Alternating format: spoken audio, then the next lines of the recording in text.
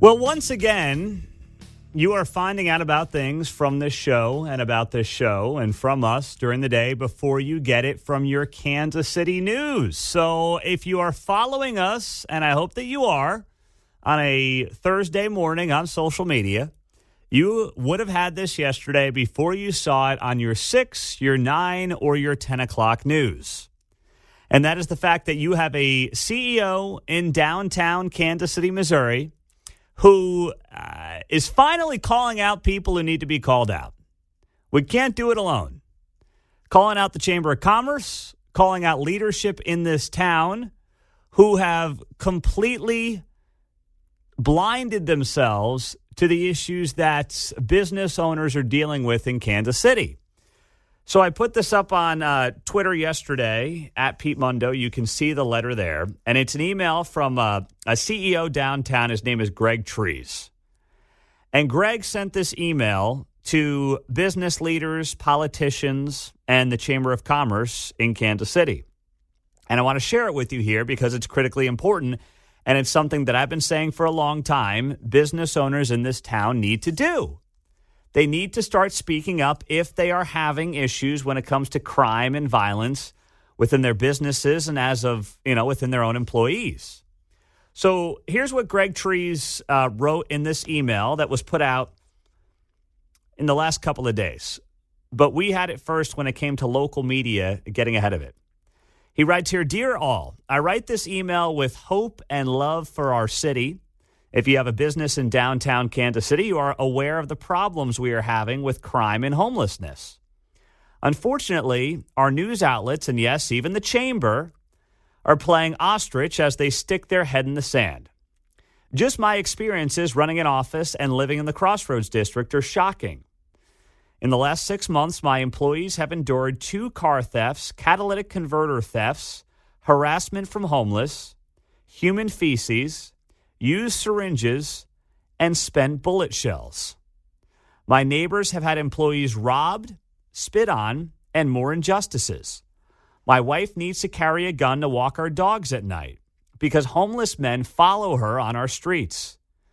It's even worse on the east side of the city." The CEO downtown, Greg Trees, adds in his letter here, "If the Chamber of Commerce really cared about our businesses and its employees, they would hold the mayor and the city council accountable. Instead, they endorse ineffective 5-year plans that you see attached to this email." Greg writes, "I'm sorry to write to you all, but Mr. Reardon," that's Joe Reardon, he is the president of the Chamber of Commerce, "keeps canceling my meetings with him. I applaud some of the Chamber's work, but at this pace, there will be no places of work. When my lease expires, I will be moving my company to Overland Park so I can look at a new grad's parent in the eye and say, your child will be safe working at our company. There's not an employer downtown that can state that their employees are safe in the current environment. If you agree, we need to have a safe downtown to conduct business in. Then reply to this email and ask the Chamber to make this a priority." That's from downtown CEO Greg Trees. He's going to be on the show, by the way, at 8:30 this morning. That's the kind of stuff that is going to change the climate in Kansas City. That has to be the answer. And I've suggested this for many months, that if you are a business owner, and if you're an employee too, you got to speak to your ownership group. You're the ones that are going to be able to make a difference on this stuff. And I have called out the Chamber of Commerce time and time again on this show. They have been totally MIA with a rise in crime. Their businesses are complaining to them privately. I know that for a fact, but they haven't said anything publicly. And Joe Reardon's a guy who's been on the show before. We've invited him on here in the last few months, and we have been turned down. I don't know if it's because we wanted to talk about these very issues and, some of the problems that they're facing down there when it comes to businesses, but we haven't been able to get him on. We'll reach out again today and see if we can get him on here in the next couple of days. But this stuff right here, these letters right here, if you are somebody who works downtown, maybe you're heading into the office right now on the early side, or if you're somebody who does business downtown, Not even working there for a daily 9 to 5, but just doing business down there. You have a chance to make sure your voice is heard. There are people who are going to want to hear from you, who need to hear from you. And I find it so interesting. You know, the mayor is in Germany this morning. Might be the afternoon there. I'm not totally sure. But he's in Germany watching the Chiefs this weekend. He's supposed to be on the show at 7:30. I'm not quite sure if we're going to get him on. But I'm hopeful he will be here in his usual 7:30 slot. And apparently he's there to try to get international business out to Kansas City. That's part of the reason for his trip. That's what he told KCTV5 yesterday. Well, you've got people here that are doing business in your town who are saying they're going to Overland Park. When it comes to an efficient use of time for people who lead this town, it would seem to me the best play would be to make sure that you're keeping the people you got first and foremost. And they're not running 15 minutes down the road. Sure, you might find somebody in Frankfurt who's like, I always wanted to have a business in Kansas City. I mean, yeah, I guess that might happen. But you know what I would be much more compelled by? Making sure my people aren't going to Overland Park, coming down to Corporate Woods, whatever it might be. So, if you're business owners, your employees, just know that it just takes one. And thankfully, Greg Trees is willing to be the first guy who's going to speak up. And this also has baseball stadium implications as well. 913-408-7957 as we kick it off on a Thursday morning on KCMO Talk Radio. Stephen is in Johnson County. What's up, Stephen? Good morning. Hey, Dr. Mondo, how you feeling, man? I'm feeling good. I'm feeling good. How are you feeling? I'm doing just great.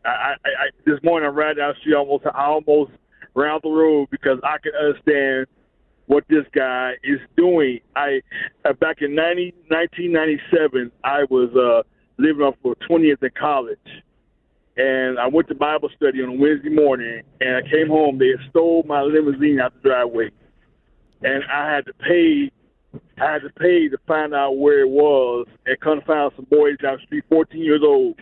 Their mom was on drugs, to stole my limousine out my driveway. I moved to Overland Park in the Stanley, Kansas area, and I never looked back. And I can understand what this guy's going through. I mean, and even my business I own now. When you say, what do you mean you never looked back? You moved out of Kansas City?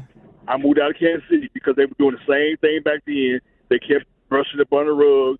If you say somebody, you burn down the community. You should be saying that. Here's the thing, and you know this, Stephen. The people who can leave, if they're having issues, are going to leave. The ones who cannot leave, who can't afford to leave, they're stuck. Well, the thing about that is that they vote for the very people that keep giving it to them. Yeah. They keep supporting the very people, and they act like they don't see what's going on. So why, in America, you don't get what you want, you get what you are. Mm-hmm. So I can say exactly how this great feels, and I applaud him for his effort to go out. They get tired of that. Well, there's got to be more like him. Thank you, Stephen. There's got to be more like him out there. If I have any criticism of Greg Trees, it would be, this would have been great 4 months ago before the city council elections, but I guess better late than never. Either way, this is the kind of stuff that if you work downtown, if you have offices downtown, if you go downtown for any reason involving your business, you've seen more of in recent months. And by the way, the media's done a terrible job highlighting it.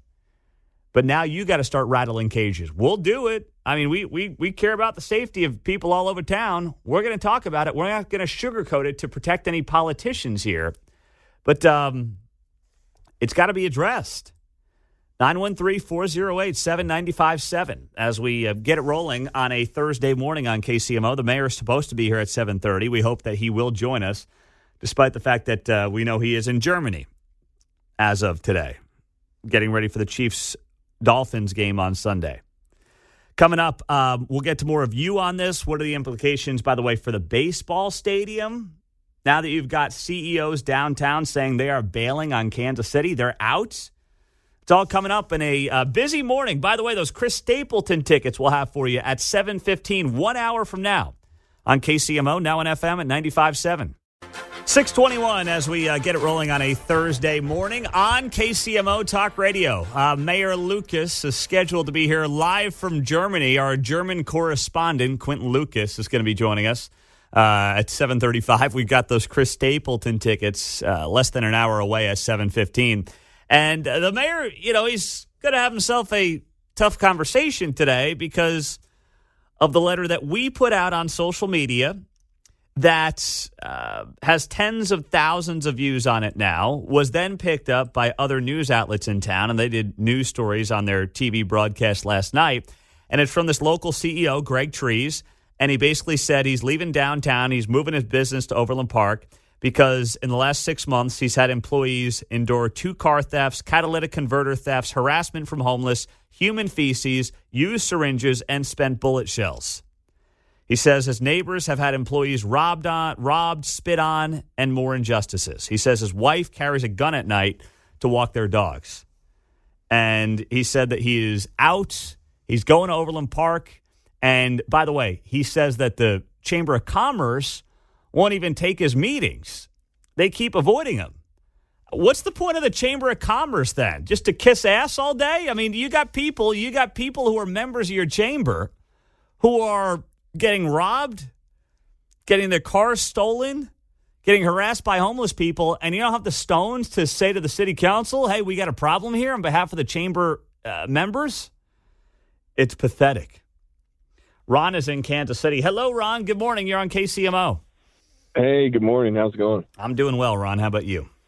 Good. I'm actually getting ready to pull into work. But, yeah, no, I've listened to your guys' conversations, and, we thought Sly was bad. But, no, this Quentin, absolutely, he's focused on his own agenda, total disregard of the city, his employees, and the residents that live there.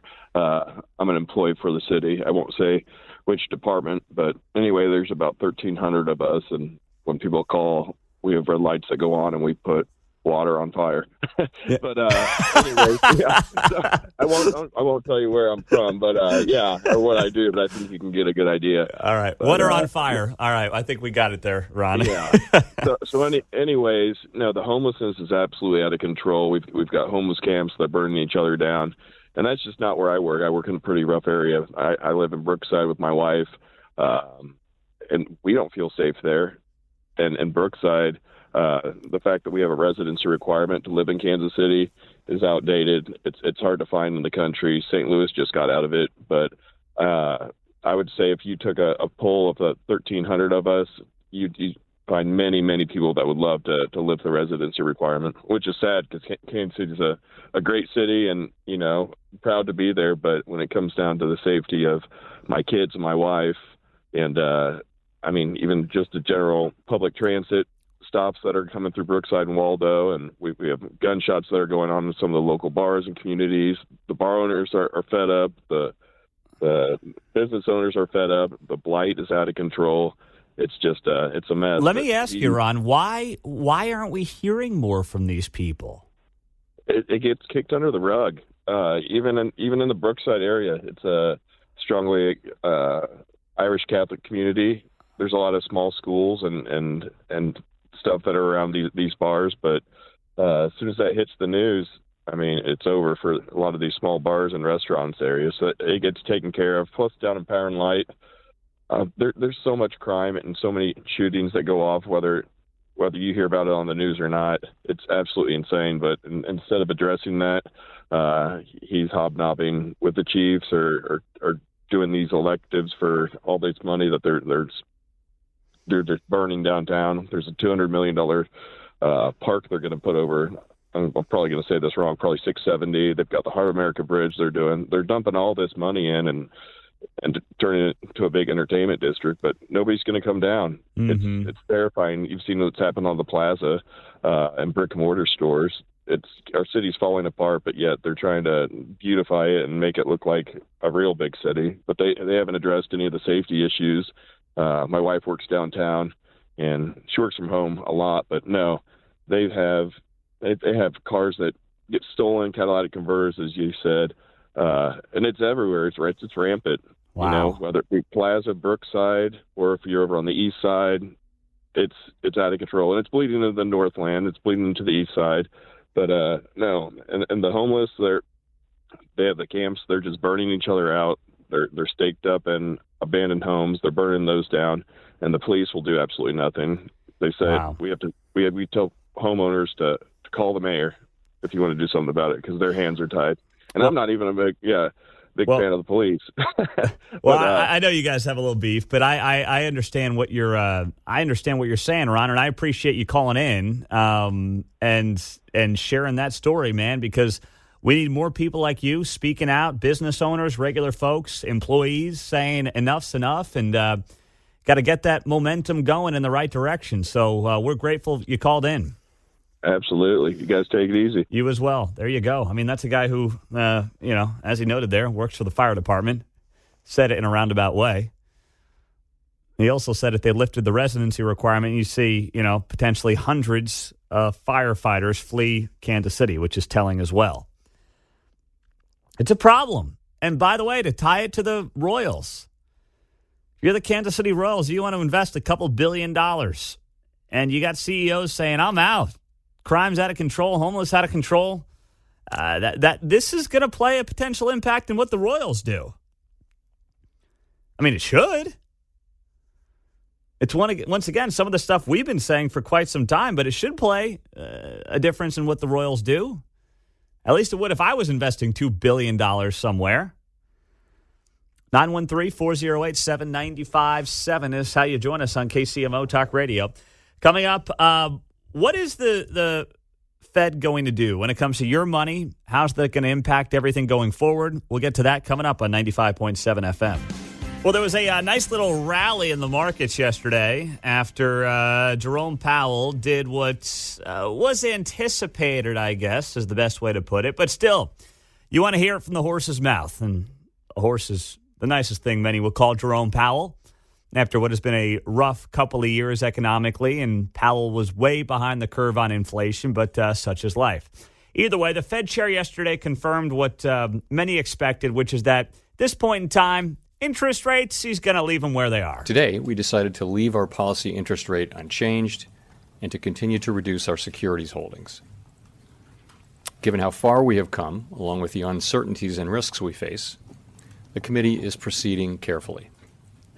We will make decisions about the extent of additional policy firming and how long policy will remain restrictive based on the totality of the incoming data, the evolving outlook, and the balance of risks. Recent indicators suggest that economic activity has been expanding at a strong pace and well above earlier expectations. Okay, that was Fed Chair Jerome Powell yesterday during a press conference where the Fed again held its interest rates steady. Here's the thing. We have an economy that, yes, has a pretty strong labor market, but still is dealing with inflation that remains too high. Yeah, it's come down. It has. I mean, it was 8-9%. Now it's down to about 3%. But remember, the Fed's target for inflation is 2% per year.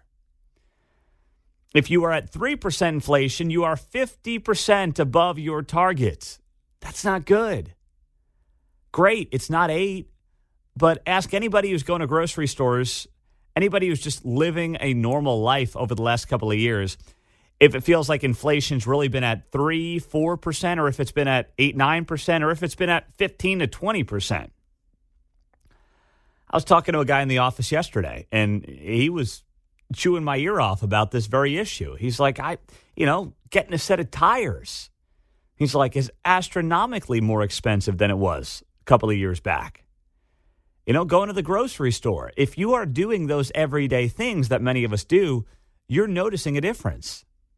This guy told me that he tracks his grocery bills every month, and he looked back a couple of years ago, and he's spending an extra $300 a month on groceries than he was just 2 years ago. And it's not like he's got more mouths to feed. He didn't have a couple more kids or anything like that.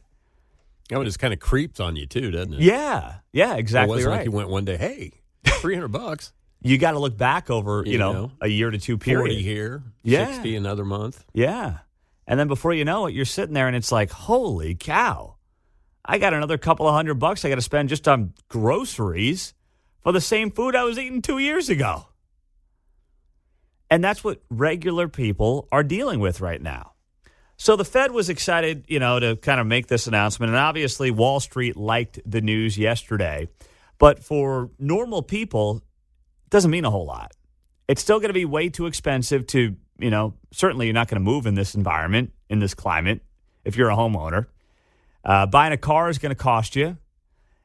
We know that the basic goods and services of everyday life continue to go up as well. And that's the big thing I believe Jerome Powell is missing out on. Because one of the reasons, when it comes to inflation in particular, if it becomes a mindset, you're screwed. If everyone is like, hey, I got to raise my rates, I got to raise my prices 5% a year just to keep up, if that mentality sets in, you're screwed. And I mean that broadly as an economy. You are absolutely hosed. And that's my fear of what we're finding ourselves in and what we're going to end up with here over the long term, which is just this kind of malaise of prices going up and up and up, and we just kind of come to accept it. And then the dollar's not going as far as it used to, and you got people out there trying to figure out how to make ends meet. And they're doing things like going on OnlyFans to make up for their teaching salary, just to have a few extra dollars in their pocket. We now have 2 Missouri teachers who have gone viral for having side hustles on OnlyFans the last couple of weeks. By the way, Mark was talking to one of the OnlyFans girls. He was DMing with her yesterday, weren't you? Let's not get carried away here. It was for work. Okay, I'm sure that's what okay. Which one was it, Megan? Megan. The teacher we were telling you about yesterday, right? Megan Gaither, yep. Okay, so you were DMing with her, trying to get her on Ray Stevens' show later today? Yep, and we're hoping actually tomorrow at 11 a.m. Tomorrow at 11. When it's confirmed, I'll let everybody know. Okay, all right. I'm looking forward to that conversation. She can't say she doesn't do requests. Yeah. So, find that. She said she was interested. So. Well, she might force you or Ray to become a monthly subscriber or something to come on the show. Ray might have no problem with that, but, although I don't know. Ray sounds like Ray's on a tight leash there in his house. That's true. He said that, his lady is very strict when it comes to religion and things like that. So. No, not only that, but it sounds like he's got to watch Hallmark Channel if he wants to watch football on Sunday. It's like, geez, gosh, guy's got himself on a tight leash. You gotta make your significant other become a football fan. That's what you got to do. You can't be swapping Hallmark Channel for football. I mean, geez. That's what I get to right after gender on the first day. Which NFL team do you support? Yeah, no, Mark and his wife, John and his wife, they both yell at the TV during Chiefs games. Absolutely. She's louder than I am some days. Well, I want to see if you land that interview, Mark. That's going to really put your producer skills to the test here. If you get the OnlyFans girl who's did she get the first one got fired? Megan did she get fired yet? She's on administrative leave, but I believe that she's quitting because she knows she's not going to be able to go back. She's going to go to OnlyFans permanently. Gosh, what a world. I mean, morally, obviously, I don't agree with it. If it was my friend, my sister, my whoever. But listen, people got to make ends meet, man. In a related note, Spotify's #1 download this week is Van Halen, Hot for Teacher. 913-4087-957. I don't think she's been interviewed by anybody yet. I know Brianna has, but I don't think the other one has. Yeah, I think you're right. Brianna Coppage was the first Missouri OnlyFans viral girl who obviously got canned, and her friend, Megan Gaither, is now also, it looks like, on her way out the door. Both English teachers. Both English teachers in St. Clair, Missouri. Small town southwest of St. Louis. So that is Joe Biden's economy in a nutshell. People are like, you know what? I can't afford to be a teacher anymore, so I'm going to sell myself and sell sex acts of myself to try to bridge the gap of Biden inflation. And now I'm making so much money because I got a bunch of horn dogs sitting at home with nothing to do in their mom's basements that I don't have to work anymore as a teacher. I mean, this is 2023, it's sad to say, in a nutshell. I don't want that to be the case, but that's what it's turning into. And yesterday we had the whole conversation about how teachers are underpaid, and absolutely they are because so much of that money is going to the administrators. But, when I think about just working people trying to get ahead. It feels like everyone's got some kind of side hustle right now, right? Everybody is doing a job if you have a 9-to-5, but you've got something else going on the side. Everyone's doing it. And yes, a lot of that is, because they're passionate for other things, but in large part, it's just because you got to kind of make ends meet after the way prices have skyrocketed the last couple of years. Very few people just have that traditional W-2 9-to-5 anymore. There's nothing wrong if you do. I'm just saying less and less people have that every single day. Partially because they can have that entrepreneurial side hustle, which is great, but also because they need it. 913-408-7957. That's how you find us here on KCMO Talk Radio. Now on the FM dial at 95.7. Mark, make sure your wife's not seeing those DMs between you and the OnlyFans star on the other side of the state. You don't want that being an awkward conversation before bed tonight. All right? So I'm just looking out for you here. That's all. Thank you. Thank you very much. You bet. We got Chris Stapleton tickets in a half hour. He's going to be at T-Mobile Center next June. So your next chance to win is coming up at 7:15. Right here on KCMO Talk Radio, 95.7 FM. As we approach 7 o'clock, we got the latest, too, on annexing Loch Lloyd. Kansas City wanted to do that, and it went about as well as you would expect. We'll get to that just after 7 on KCMO. I know it's not going to shock you, but the folks out at Loch Lloyd, they have no interest in becoming residents of Kansas City, Missouri. Talk about a bombshell. You're So surprised. there were no undecideds, I suppose. No, there were none. Get back to me later. Yeah, no, it was like, let's think about that one. Nope, that didn't happen. So yesterday we told you about the story right out of the gates. Matt Fleener, Channel 9, KMBC, did a great job with this reporting. And it was about a letter that the mayor of Kansas City, Quentin Lucas, had sent to Cass County. And basically what the mayor said to Cass County was, hey, you give us Loch Lloyd, one of the most exclusive residential areas in the entire region. Beautiful golf course there if you haven't been. It's no secret Patrick Mahomes lives out there. I mean, it's a very, very, very nice part of town. They are their own incorporated village, by the way. We'll annex Loch Lloyd, and we'll give Cass County 160 acres of land near the proposed landfill site in South Kansas City. Because, there's all this drama over this landfill that is being proposed way down in South KC that a lot of people in that area, for obvious reasons, don't want to be a part of. So this letter was sent from the mayor to Cass County, and it said, hey, you guys give us Loch Lloyd, even though they can't really do that, and, we'll give you this land by the proposed landfill site. So Matt Fleener got a hold of this letter that the mayor sent, and needless to say, it caused quite an uproar. As John said, this would be like trading Patrick Mahomes for Gardner Minshew. Yeah. Not exactly an even trade, many would argue, right? So yesterday, a leader for the village of Loch Lloyd told Channel 9 the village has no interest in becoming a part of Kansas City, Missouri. Here's the statement from Randy Schultz. He's the chairman of the board of trustees for the village of Loch Lloyd. He sent citizens in his community a letter after the report on Tuesday. And he said here, trustees have communicated to the appropriate government officials that Loch Lloyd has no desire to become part of Kansas City. Can't believe that one. The letter also said that Loch Lloyd is an independent political subdivision of the state of Missouri, and we intend to keep it that way.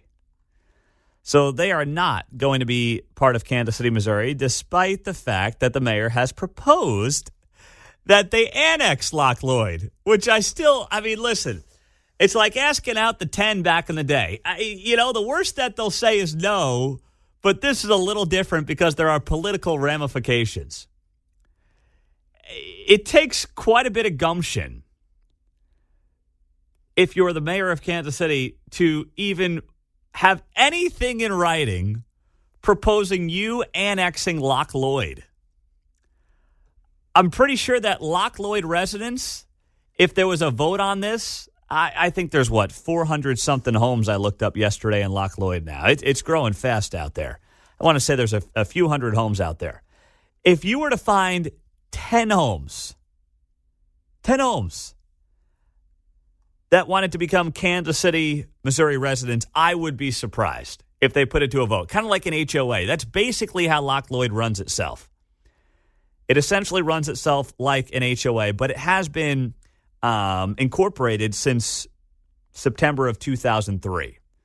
So it's been like this for 20 years, where it kind of runs itself, and it's not subjected to Kansas City, Missouri, or Belton or anything down there. They do their own thing. But they did put out a statement. Something tells me there were some angry and concerning phone calls to the individuals that run Loch Lloyd over the last 24 hours saying, do not even consider this and put an end to this and put out a statement on this immediately. When Randy Schultz, the chairman for the Board of Trustees, says, we have communicated to the appropriate government officials that Loch Lloyd has no desire to become part of Kansas City. Oh, gosh. 913-408-7957 is how you join us on KCMO Talk Radio. Now in FM at 95.7. I kind of live out south, so Loch Lloyd's on the west side of 7149, and the proposed landfill is on the east side. Are we setting up a scenario where we say, or Kansas City acquiesces to the people who want to dump with the land going, hey, we tried. We're going to go ahead and, now Raymor's the one that has the bigger opposition to it immediately. Kansas City happens to own some of the land, but obviously that's a small guppy in the aquarium for this city's problems and issues. I think you're right. I think you're absolutely right. I have heard that the mayor, and this is just what I've heard, the mayor has been publicly against the landfill because of how much blowback it's gotten from constituents and from people in the area. But privately, he is very much open to it because of what it would do for the costs for the city, having a landfill right down there in that part of town. And trust me, there is big money on both sides of that landfill issue. There's a lot of big money for people who want the landfill, and there's obviously a lot of pushback on the grassroots level, but there's also money from, folks with some dough down that way who do not want the landfill. So this is a tightrope that the mayor is trying to walk, and I could absolutely see that being the case, John, where it's like, well, we put a deal out there. It's kind of like when your favorite team is like, we tried to make a deal at the deadline. Yeah. Well, you never were actually serious about making any deals because look at what you offered up. You offered up Gardner Minshew for Patrick Mahomes. That's not a serious trade proposal. Yeah, well, if we had only annexed Loch Lloyd, just blame the rich people down at Loch Lloyd, it's always their fault anyway, so just blame them. If they just became part of Kansas City, we would have made a deal, and this would have all been taken care of, and nothing would have happened. You would have been A-OK. Wouldn't have had a landfill. But, hey, Loch Lloyd didn't want to become part of Kansas City, Missouri. And by the way, can you blame them? You're down 300 cops in this town. Imagine how long it would have taken to get somebody out to Loch Lloyd. Yeah, sure, you call 911. We'll see you in about 47 minutes. Depends on traffic, though, as we're getting down 49. Meanwhile, your Amazon package arrives. Yeah. Same-day delivery from Amazon gets there sooner than a call of the police would if you're down at Loch Lloyd and you become part of Kansas City, Missouri. Oh, my goodness gracious. Oh, well, we have the mayor coming up in we're supposed to have the mayor coming up in 20 minutes. He is in Germany. A lot of things going on here. The mayor flew out to Germany yesterday, so it's 6 hours ahead. John did the research for us. It is 1:13 in the afternoon in Frankfurt right now. But we hope the mayor will be calling in from overseas coming up in 20 minutes. We have a lot to talk to him about. If not, I can imagine it right now. They're like, all right, sir, do you want to fly out Wednesday or Thursday afternoon? Oh, to his credit, he comes on every week, but let's just put it this way. I could see there were benefits of flying out Wednesday if you didn't want to have a great conversation here on 95.7 FM KCMO. I'm just going to point that out. A lot of reaction from you on the text line and the phones to our conversation with the mayor of Kansas City. Pete, our 19-year-old daughter has a temporary job downtown. It's completely unsafe for her to park and get to the building herself on Broadway. My husband and I are choosing to drive her and walk with her. The very first day of this job, I got chased at 11 o'clock in the morning by a homeless guy on my way back to the car. Tell the mayor he's wrong about people feeling safe downtown. All caps, no, we don't. That is on the text line, 913-408-7957. Jeff is in Overland Park. He's reacting. What's up, Jeff? Good morning. Morning, Pete. I actually used to work with Greg Trees for a couple years downtown, and I could tell you, there's been some late nights where female colleagues of mine have asked if I could walk out to the car with them just because they don't feel safe. I remember one time specifically, a deranged homeless man smashed one of the windows to the office, broke in, walked around. They didn't steal anything, and then they just hopped back out. There was another time where a homeless man stole a bunch of prescription drugs from people and was camped out next to the transformer of the office, and he got spooked and ran away and left hundreds of pills worth of medications right outside of our office. I have story after story within 2 years of interacting with, some great, wonderful homeless people and then some pretty scary homeless individuals as well. So, and when was this from? What? Just out of curiosity, what years are we talking here? I haven't worked there for a couple years, so 2018 to 2020. Okay, so yeah. This and it's only gotten worse since then. Is the point? I mean, Yeah, I know you were not there, but it's only gotten worse since then. That's indisputable. Yeah, no doubt. And, Mayor Lucas is masterful at speaking in tangential truths. He operates in a circle of control and then communicates in a circle of influence.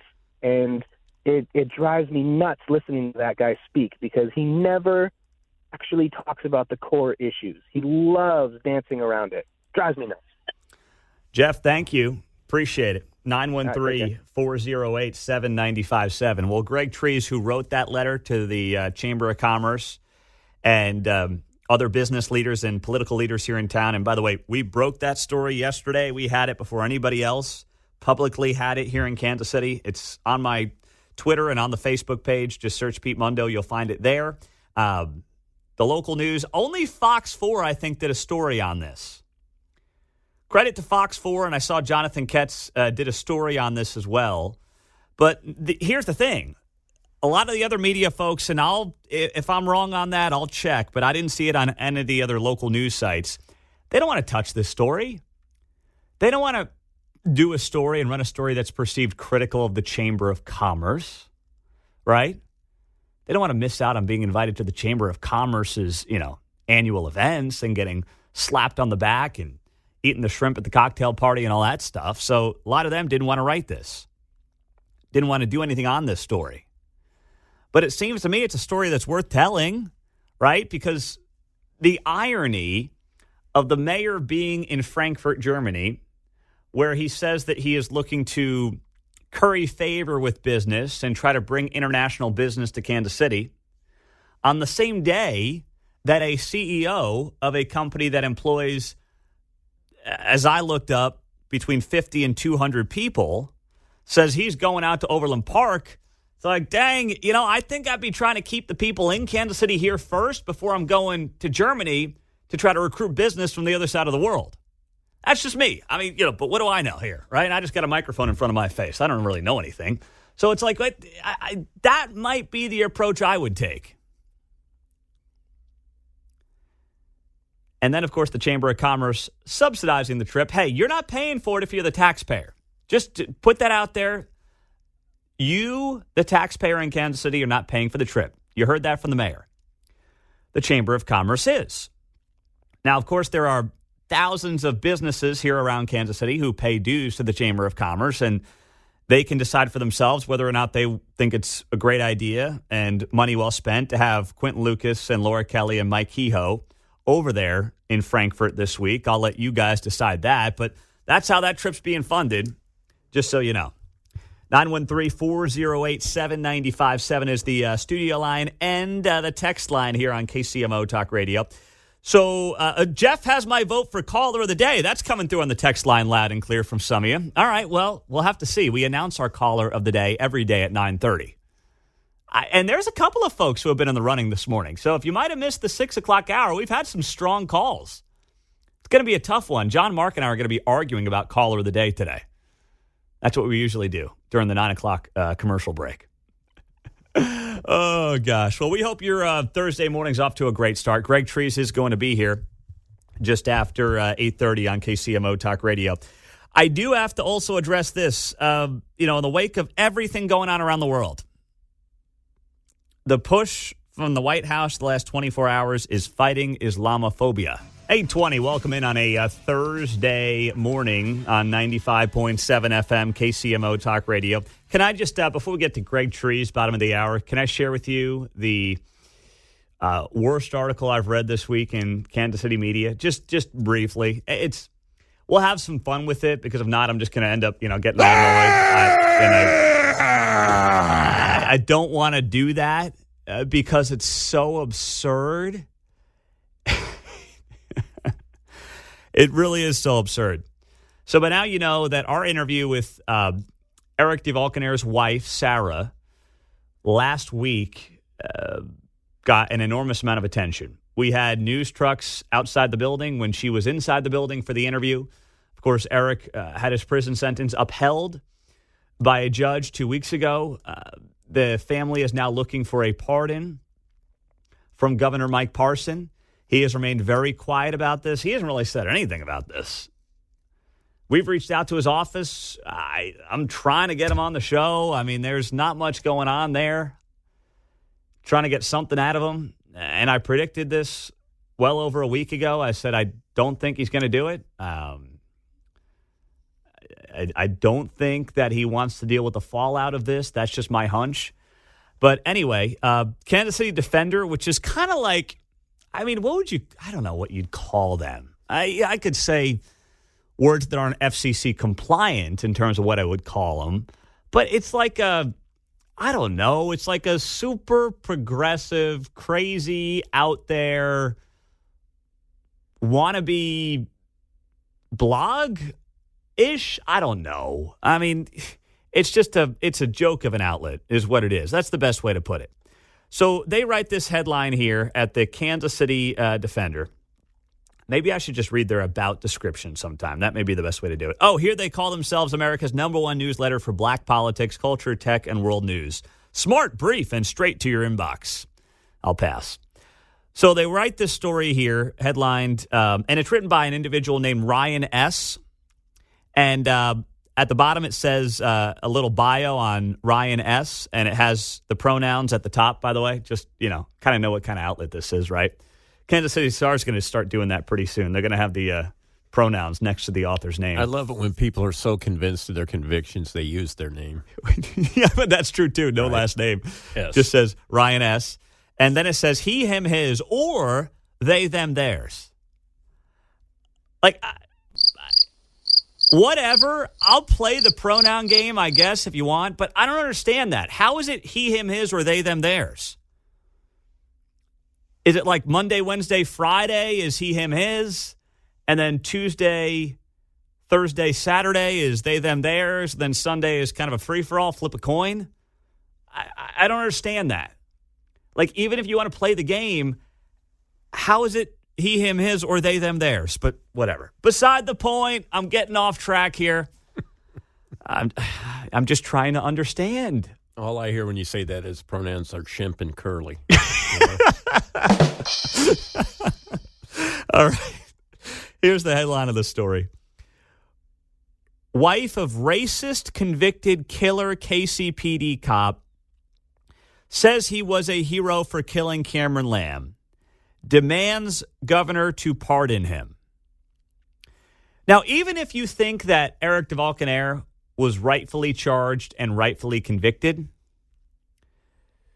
to call him a racist for the shooting of Cameron Lamb, you don't have any evidence of that.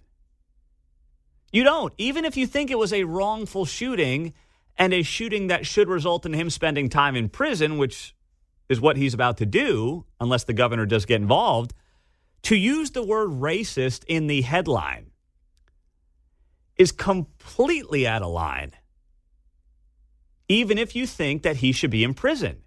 You can't prove, and there's nothing to suggest that this individual was a racist, that Eric DeValkenera is a racist, because that would imply that anybody, any cop who shoots somebody of color is inherently a racist. And that's obviously not true. But this is what outlets like this do. And by the way, this is why we started things like the Back the Blue tour in town, where we go around the area police departments and we talk to these police departments about things they're doing to help their communities, since nobody else in town has any interest in doing that for the most part. And tomorrow we have our next Back the Blue tour. We're going to be in Prairie Village tomorrow morning for the Back the Blue tour. It always seems that people labeling someone racist have that mirror firmly in hand facing them. Well, that is so right. So right. I'm not going to go through this whole column because it really is just a pathetic display of so-called journalism. He's a nut job. The Kansas City Police Department, the story writes here, has been, since its very inception, a grim machinery of terror, specifically engineered to kill, intimidate, and surveil black people. That's what this article writes. How insane is that? You know, I go to the daily homicide analysis here for Kansas City, Missouri. You know, there's been 157 people killed this year in Kansas City, Missouri. 120 of them are black. And of the suspects, 119 of the suspects are black.